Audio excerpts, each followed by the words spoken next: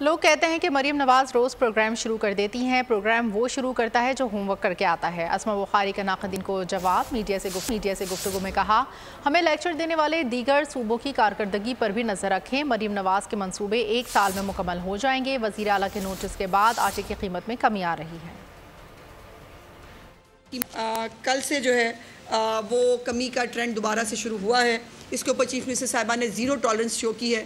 ایک تو جو آٹے کی نقل و حمل ہے اس کے حوالے سے بھی پرمٹ جو ہے وہ ایشو کرنے کی منظوری دی ہے انہوں نے، اور دوسرا جو ہے وہ ڈیجیٹل مانیٹرنگ بھی ہوگی محکمہ فوڈ کے لوگوں کی بھی۔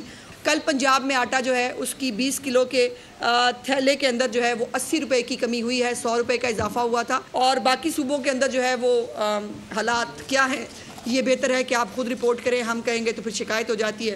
یہ جو مریم صاحبہ وہ تمام پروگرام جو ہیں وہ گراؤنڈ پہ موجود ہیں۔ ہمیں تو لیکچر دیتے ہیں کچھ بیچارے دل جلے بیٹھ کر، لیکن یہ لیکچر باقی صوبوں کو نہیں ملتا جہاں آٹے کی قیمت کم نہیں ہو رہی۔